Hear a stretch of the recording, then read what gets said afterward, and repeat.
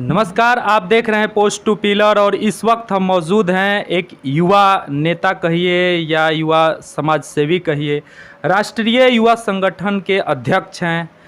उनसे हम आज बात करेंगे राष्ट्रीय युवा संगठन को लेकर। सबसे पहले तो पोस्ट टू पिलर में आपका स्वागत है। धन्यवाद आपका सर। राष्ट्रीय युवा संगठन के आप अध्यक्ष हैं। राष्ट्रीय युवा संगठन आप कब शुरुआत किए थे? 4 साल पहले हमारे एक मित्र हुआ करते थे श्री सनी यादव जी। तो सनी यादव जी के साथ मिलकर हमारे साथ अनिकेत शर्मा जी, नीतीश कुमार जी, हम लोग सदाकर आश्रम में बैठे हुए थे। तभी हमारे एक और नेता श्री विवेक यादव जी थे वहाँ पर।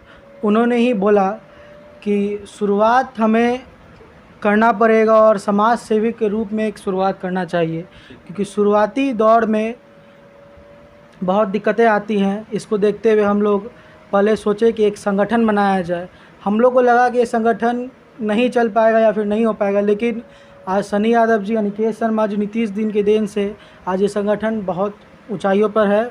और लगातार हम लोग का प्रयास है कि गरीब पिछड़े लोगों का मदद कर रहे हैं इस संगठन से आगे बढ़कर हम लोग, और आगे भी इस संगठन से हम लोग मदद करते रहेंगे। क्या क्या लोगों को मदद करते हैं?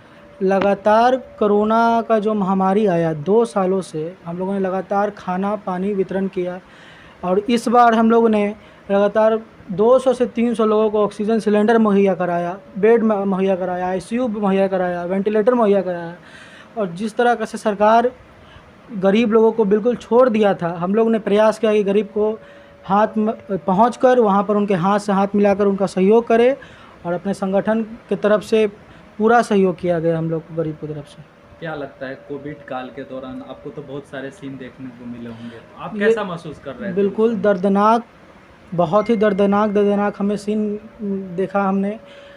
हमारे 2 युवा मित्र हमने खोया है इस कोविड में, और बहुत ही भयावह स्थिति था।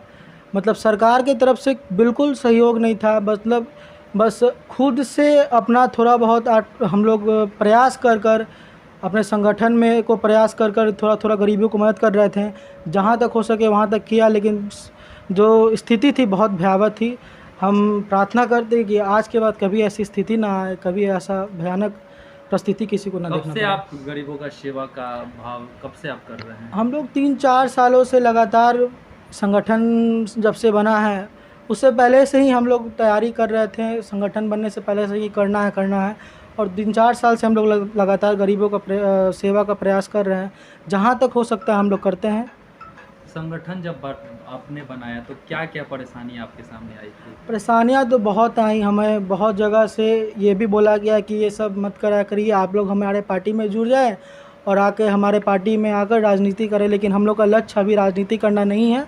पहले हम लोग समाज को बुनियादी ढांचा ठीक करना चाहते हैं, उसके बाद हम लोग आगे का रणनीति करना चाहेंगे। डिजिटल युग इतना दिख रहा है, लेकिन धरातल की अगर बात करें तो अभी भी बहुत सारे लोग जो है इससे वंचित हैं। डिजिटल युग बस एक दिखाने का रोड मैप है, लेकिन जो धरातल की भूमि है वो बहुत ही भयावह स्थिति है, क्योंकि हम लोग रोड पर आकर काम करते हैं, और जो डिजिटल में ऊपर बैठे हुए हैं वो ऊपर ही काम कर सरकार को दिखा रहे हैं। एक सवाल है कि बहुत सारे लोग हैं जो असहाय हैं, रहने के लिए घर नहीं है, तो क्या आपका संगठन इस पे काम कर सकता है? रैन बसेरा हो या इस टाइप का कुछ बना, आगे का जो लक्ष्य आगे का लक्ष्य हम लोग का वही है। हम लोग का लक्ष्य है कि रैन बसेरा भी बनाया जाए, लेकिन जो अभी कोरोना की स्थिति देखते हुए हम लोग प्रयास में है कि पहले जान बचाना सबसे बड़ी मुद्दा हमारा, अभी सबसे बड़ा मुद्दा संगठन का वही है। गरीबों को जान किसी तरह से बचा लिया जाए, उसके बाद आगे का प्रयास रहेगा रैन बसेरा का भी।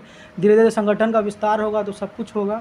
आप लोग का सहयोग रहना चाहिए। क्या लक्ष्य है आपके संगठन का?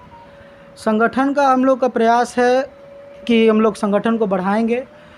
अभी तो हमारे संगठन में 3 से 4 हज़ार युवा जुड़े हुए हैं, आगे और भी जोड़ा जाएगा, और धीरे धीरे करते हुए हम लोग संगठन को आगे बढ़ाएंगे, और संगठन को रजिस्टर कराते हुए प्रयास रहेगा कि संगठन को कांग्रेस पार्टी में विलय कराया जाए। संगठन आपके पटना में ही है या और पूरे बिहार में?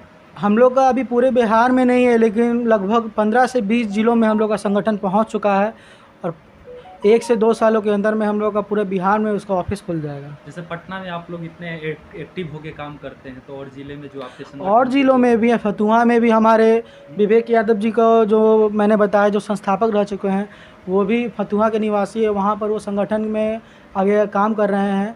और मधेपुरा में भी हमारे एक नेता हैं, युवा नेता, वो भी बहुत ही संगठन का वहाँ विस्तार कर रहे हैं, बहुत प्रयास कर रहे हैं गरीबों को सब चीज़ मुहैया कराया जाए, खाना से लेके पीना तक, और कई जिलों में हमारा संगठन काम कर रहा है।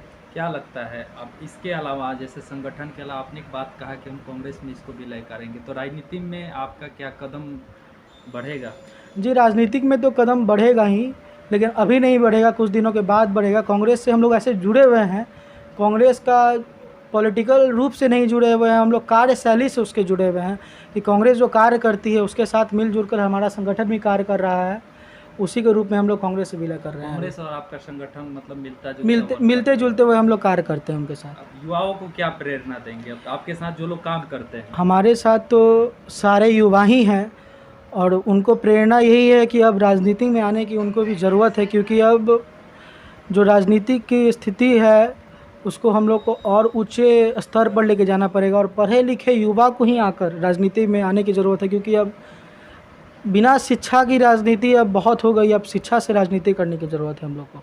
आगे का लक्ष्य है आपका राजनीति में जाना? जी, प्रयास है, और संगठन पहले समाज सेवा काम करना है, उसके बाद देखा जाएगा तो राजनीति में जाया जाएगा हम लोग। तो ये आदित्य जी थे, काफ़ी अट्रैक्टिव हैं अपने संगठन के प्रति, और राजनीति में भी कांग्रेस से और इनके संगठन का पूरा जो है मेल भाव है, मिलता जुलता